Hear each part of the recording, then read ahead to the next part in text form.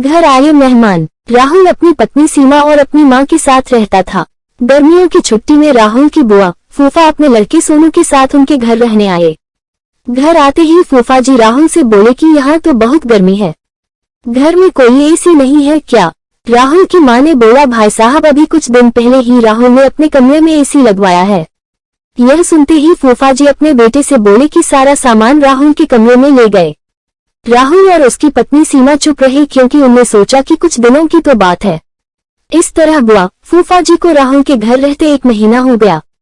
राहुल ने अपनी मां से पूछा कि बुआ जी कब जाने वाली है, हम कब तक ऐसे ही हॉल में सोकर अपना गुजारा करेंगे? राहुल की मां बोली, बेटा रिश्तेदारी का मामला है, हम कुछ कह भी तो नहीं सकते।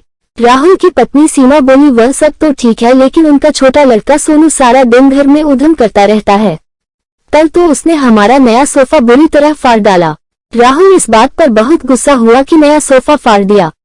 वह अपनी पत्नी से बोला, तुम सोनू को ऐसा करने से रोकती क्यों नहीं? सीमा बोली, जब से बुआ फूफा जी आए हैं कुछ कुछ खाने की डिमांड करते हैं, जिससे मेरा और माँ जी का सारा दिन तो रसोई में ही बीत जाता है।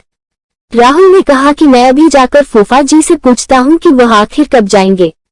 राहुल ने बातों बातों में फूफा जी से कहा कि 1 महीना हो गया है, आपके जॉब की छुट्टियां तो खत्म हो गई होंगी ना? फूफा जी बोले, राहुल मैंने जॉब तो कब की छोड़ दी, अब तो मैं बिजनेस करता हूँ और अब मैं इस शहर में भी कुछ बिजनेस खोलने की सोच रहा हूँ। पहले इस शहर को अच्छे से समझ लूं जिसमें 2-3 महीने तो लग ही जाएंगे। यह सुनकर राहुल समझ गया कि फूफा जी अभी जाने वाले नहीं है। उसने यह बात अपनी पत्नी और मां को बताई।